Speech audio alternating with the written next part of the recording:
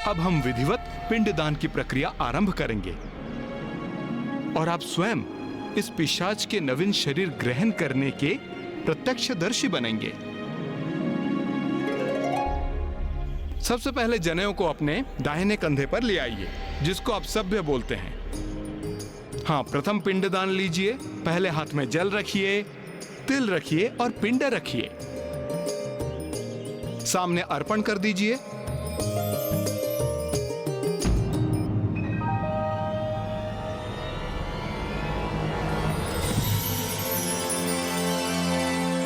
मेरा शीश।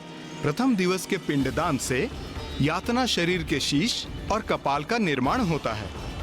द्वितीय दिवस के पिंडदान से यातना शरीर के ग्रीवा एवं कंधे उत्पन्न होते हैं।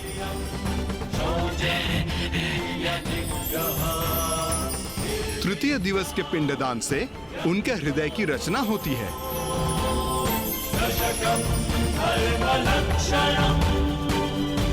चतुर्थ दिवस के पिंडदान से उनके पेट और पृष्ठ भाग का निर्माण होता है। पंचम दिवस के श्राद्ध से नाभि का निर्माण होता है। छठम दिवस के पिंडदान से कटी प्रदेश का निर्माण होता है। सप्तम दिवस के पिंडदान से गुई भाग का निर्माण होता है। अष्टम दिवस के पिंडदान से उरु का निर्माण होता है। नवम दिवस के श्राद्ध से तालू और पांव का निर्माण होता है।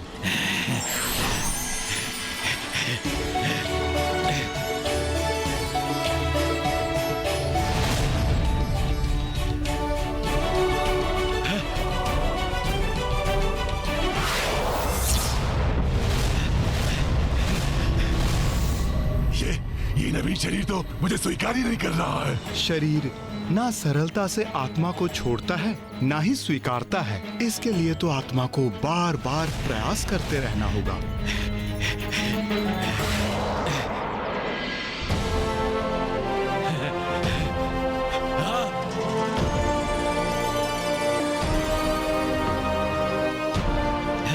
ब्राह्मण देवता, इनका तो संपूर्ण शरीर ही प्रस्तुत हो गया, तो फिर दशम दिन के पिंडदान से क्या होगा? उससे जो भी हो, तुम तो शीघ्र मेरा पिंडदान कर डालो पुत्र, क्योंकि अभी तक जो भी हुआ उससे बहुत प्रसन्न हूं मैं, क्योंकि मैं पुनः पूर्ववत हो गया हूं।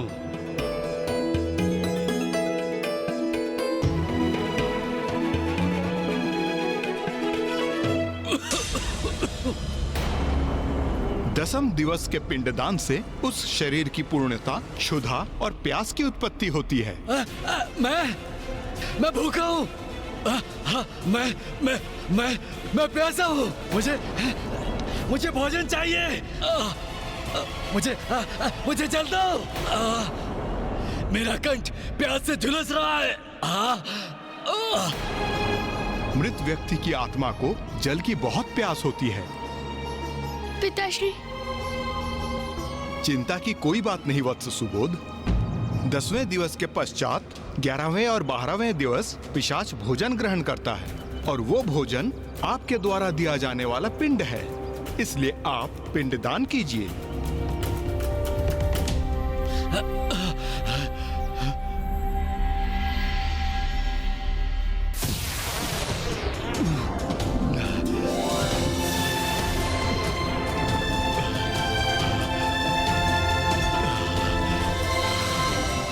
भोजन।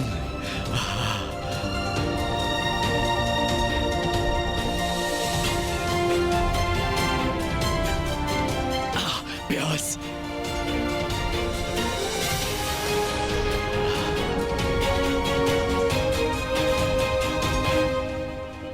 कितना प्यासा था मैं, अब तृप्त हुआ हूं मैं। वत्स सुबोध, अब आपको साहस का परिचय देना होगा। ये ब्राह्मण मेरे पुत्र को साहस रखने के लिए क्यों कह रहा है? आप ऐसा क्यों कह रहे हैं ब्राह्मण देवता? ऐसा क्या होने जा रहा है अब? वत्स सुबोध, अपने पिता को आप अंतिम बार देखने जा रहे हैं, पर इसके उपरांत उसकी यातना की उच्च लोकों की यात्रा प्रारंभ होगी, जो तुम्हारे पिता के लिए अत्यंत कठिन अनुभव होगा और जिसका साक्षी बनना आपको भी कष्टदायक होगा।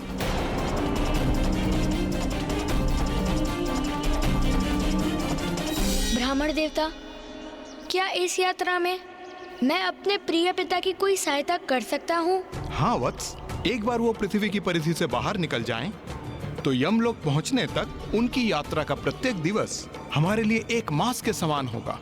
इसीलिए प्रत्येक मास को आप उनका पिंडदान करोगे। यमलोक पहुंचने के उपरांत उनका एक दिवस हमारे लिए एक वर्ष के समान हो जाएगा। इसीलिए प्रथम वर्ष के उपरांत एक वर्ष के बाद ही पिंडदान करना आवश्यक होता है। किंतु मेरे पिता की मृत्यु को एक वर्ष तो बीत चुका है। तुम्हारे पिता की मृत्यु को एक वर्ष पूर्ण होने के कारण हम उनके लिए मासिक पिंडदान अभी एक के बाद एक साथ ही संपन्न करेंगे। ये गया में ही संभव है वत्स, इसलिए अब 13वें पिंड का दान करेंगे। पिताश्री, मैं आपका पुत्र सुबोध संपूर्ण विधि विधान से आपका पिंडदान और श्राद्ध पूर्ण करूंगा, क्योंकि अब मैं आपको और कष्ट में नहीं देखना चाहता हूँ। इसीलिए अब जो भी परिणाम हो, आप विश्वास रखिए पिताश्री, मैं संपूर्ण विधियों को संपन्न कर आपकी मुक्ति की प्रार्थना करूंगा। 13वां पिंडदान प्रारंभ करें वत्स।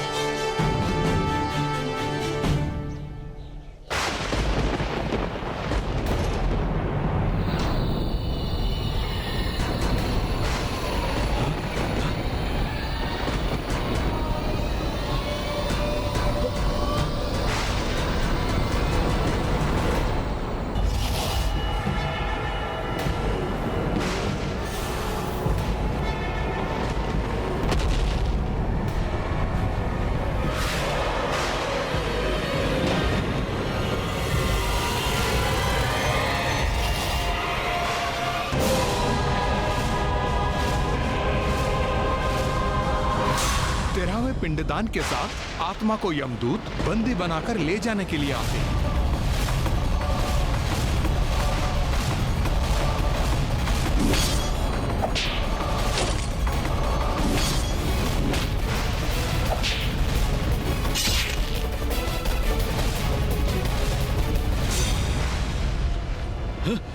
मुझे कहीं नहीं जाना। मैं पिशाच योनि में ही कुशल हूँ। चलना तो तुम्हें अवश्य होगा। अपने पापों का परिणाम भुगतकर पर्वती जीवन में प्रवेश करने। पाप? मैंने कोई पाप नहीं किया। आप किसी अन्य ज्ञानरी को लेने आए होंगे। भूलवश मुझे दंड देने आ गए। हाँ, मैं तो एक मात्र पिशाच हूँ। और वैसे भी इस पिशाच योनि में अनेकों यातनाएं सह चुका हूँ मैं। तो और क्यों भुगतूं मैं? हाँ, और क्यों सहूं? नहीं, हाँ, मुझे कहीं नहीं जाना। ये आपने क्या किया गणेश जी? मुझे ऐसी मुक्ति थोड़ी चाहिए। हाँ, मुझे नहीं चाहिए ये यातना शरीर। मैं पिशाच बनकर ही कुशल हूँ। आप कह दीजिए इन यमदूतों को मुझे छोड़ दे और चले जाएं यहाँ से। मैं आपके साथ कैलाश लौट चलूंगा। वहीं किसी वृक्ष की शाखाओं में लटका रहूंगा। कह दीजिए इन्हें। हाँ, हाँ। ज्ञानारी जी, आप अनंत काल तक पिशाच नहीं रह सकते। आपके पुत्र सुबोध ने आपका पिंडदान किया है, जिससे आपको पिशाच योनि से मुक्ति प्राप्त हो। और अब आपको मृत्यु उपरांत आगे के मार्ग पर जाना ही होगा। और इस कठिन यात्रा में आपका सहायक बनने हेतु सुबोध प्रत्येक मास आपका पिंडदान करेगा। ये सब आपका ही षड्यंत्र है ना? आपको क्या था ना, इस यात्रा में मुझे कष्ट होगा। मेरे जीवन में भी आपने मुझे दंडित किया, उससे संतुष्ट नहीं हुए आप। मृत्यु के बाद भी मुझे दंडित करना चाहते हैं आप?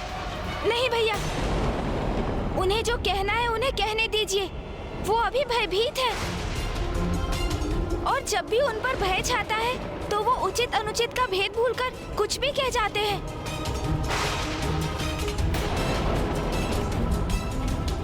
ज्ञानारी, मेरे अनुज गणेश ने मुझे शांत होने के लिए कहा है, किंतु फिर भी मैं ये बात अवश्य कहूंगा। तुम बड़े ही कृतज्ञ हो। पूर्व में तुम हमें ये कहकर सताते रहे कि तुम्हें मुक्ति प्राप्त नहीं हुई है, मुझे मुक्ति दिलवा। और अब जब हम तुम्हें मुक्ति दिलवाने के लिए तुम्हारा पिंड दान करवाने यहां लेकर आए, तो तुम कह रहे हो कि तुम्हें मुक्ति नहीं चाहिए और अपने कष्टों का दोष हम पर मढ़ रहे हो। अरे ऐसी कष्टप्रद मुक्ति किसे चाहिए?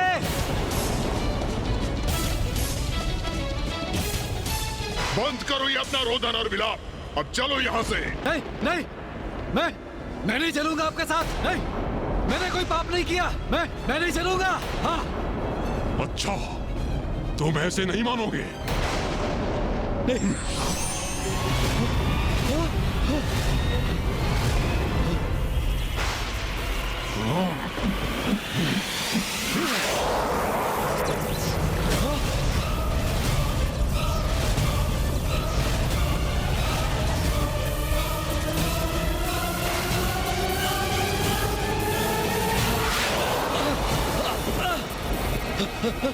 नहीं पुत्र सुबोध, पूजा के स्थान से उठने पर पूजा अधूरी मानी जाती है, इसीलिए तुम्हें ही नहीं,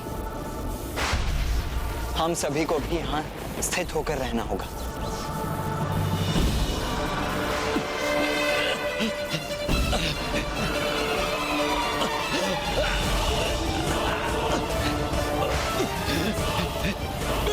मुझे जाने दो मुझे। कोई पाप नहीं किया, कुछ नहीं किया मैंने कुछ नहीं किया। छोड़ो मुझे। असत्य कहना भी पाप होता है और अब तुम वही पाप कर रहे हो।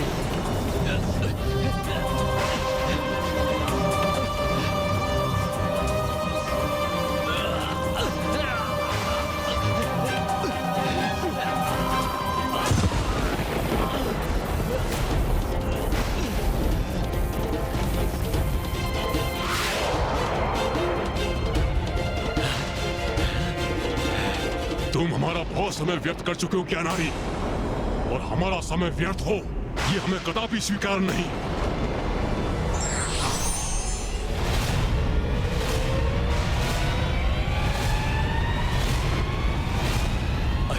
अरे ये क्या कर रहे हो तुम?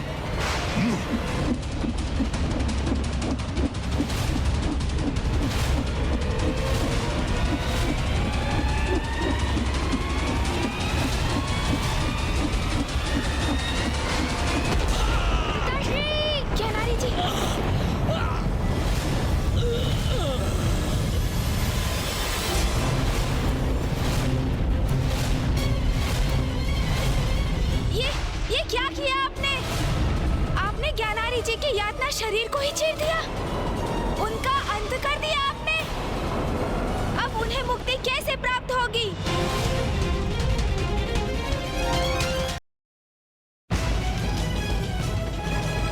ये कैसा अनर्थ हो गया यहाँ? हम ज्ञानारी जी के पिशाच को उनके पिशाच योनि से मुक्ति दिलाने लाए थे यहाँ। उनका पिंडदान संपन्न होने से वो प्राप्त भी हुई उन्हें, और उन्होंने यातना शरीर धारण किया, किंतु तभी आप दोनों ने उनका वध कर दिया। प्रणाम प्रथम पूज्य गणेश जी। यहाँ जो भी हुआ वही होने का विधान है। हमने कुछ भी अनुचित नहीं किया। यातना शरीर यातना पाने के लिए ही धारण किया जाता है। ज्ञानारी ने अपने जीवन में जो भी पाप कर्म किए हैं उसके दंड स्वरूप उसको यातना भोगने के लिए ही ये यातना शरीर दिया गया है। किंतु आपने तो उसका अंत कर दिया है, फिर अब वो कैसे दंडित होगा? प्रणाम देव सेनापति कुमार कार्तिकेय। मृत्यु की असहनीय यातना अनेकों बार सहेगा ये। इस भयंकर यंत्रणा के बाद पुनः और यंत्रणा देने के लिए इसे बार बार पुनर्जीवित करेंगे। किंतु इनके यातना शरीर को इस प्रकार जीवन मरण के चक्र में क्यों डालेंगे आप? दुरात्मा है ये। अपने जीवन में अनेकों पाप किए हैं इसने। ऐसे पापियों के पाप कर्म का यही परिणाम होता है। बार बार मृत्यु का कष्ट भोगेगा ये, जब तक अपने पापों का समुचित दंड नहीं प्राप्त कर लेता। तब तक ऐसे ही अपने पापों का दंड भोगता रहेगा। ऐसी भयंकर यंत्रणा देकर इसे यमलोक लेके जाएंगे हम। इसका कण कण हाहाकार कर उठेगा।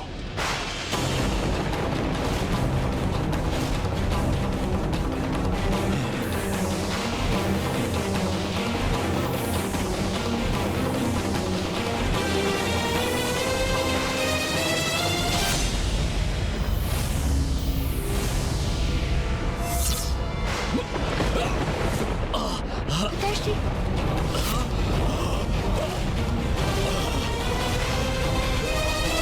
अपार पीड़ा का अनुभव हो रहा है मुझे। जैसे जैसे किसी ने खड़क से मेरे वक्ष पर वार कर दिया हो, किंतु मेरे शरीर पर कोई घाव शेष क्यों नहीं? मुझे इतना कष्ट क्यों हो रहा है? नवीन प्राण अवश्य फूकेंगे इसके शरीर में, किंतु पूर्व के कष्ट निरंतर सताएंगे इसे। जैसे जैसे आगे बढ़ेगा, मृत्यु भोगेगा, जीवित होगा, उसकी कल्पना मात्र से इसका हृदय कांप उठेगा। ऐसी यातनाएं सहेगा ये। इन यातनाओं का कष्ट इसका पीछा नहीं छोड़ेगा। उन कष्टों का निरंतर अनुभव करेगा ये, जो प्रत्येक यातना के बाद और बढ़ते जाएंगे।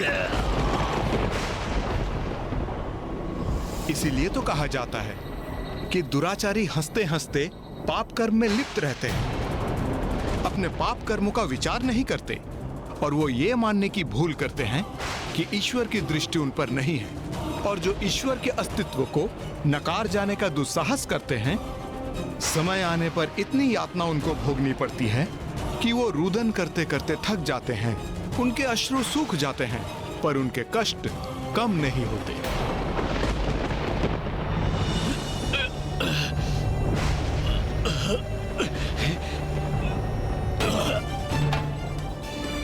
ऋषिवर, मैं तो पूर्व से ही प्यास से तड़प रहा हूं, तो अब रुदन करने के लिए अश्रु कहां से लाऊंगा?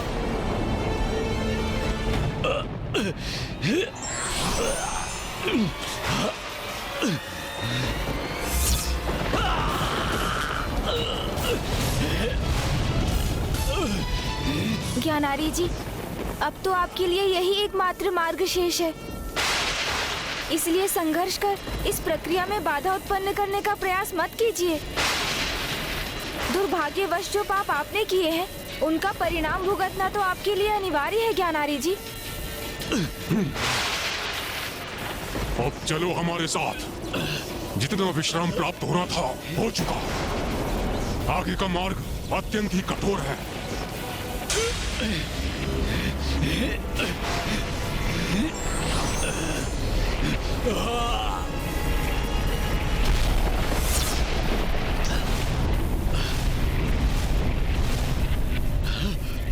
ये कैसा द्वार खुल रहा है मेरे समक्ष? चलो आगे बढ़ो। नहीं, मैं इस भयंकर द्वार में प्रवेश नहीं करना चाहता।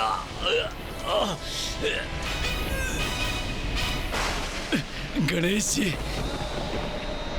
आप और कुमार कार्तिकेय मुझे यहाँ तक लेकर आए, मुझे मेरी पिशाच योनि से मुक्ति दिलाने में मेरी सहायता की।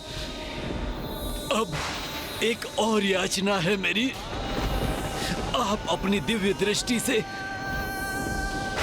मेरे गंतव्य लोक तक, जो अवश्य नरक ही होगा, मेरे इस आगामी यात्रा में प्रत्यक्षदर्शी बने, जिससे आपके माध्यम से संसार भी मेरी इस दुर्गम यात्रा का साक्षी बन सके।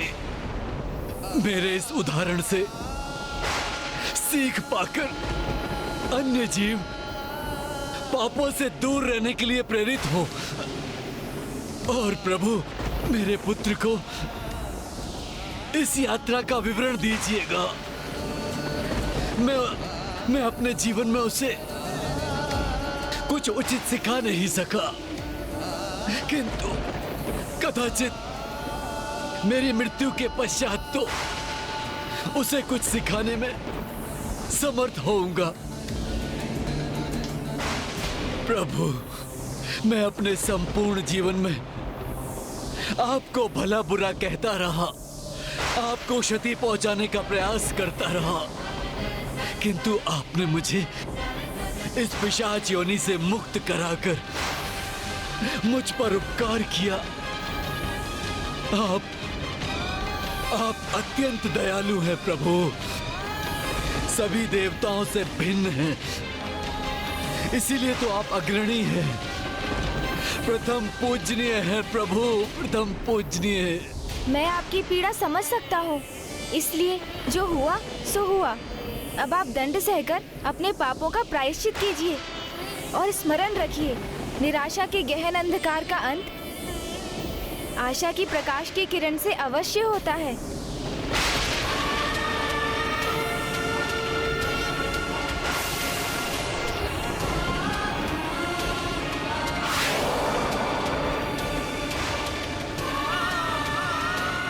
ज्ञानारी जी के जीवन की यात्रा तो समाप्त हो गई, किंतु अब तो यात्रा आरंभ हुई है।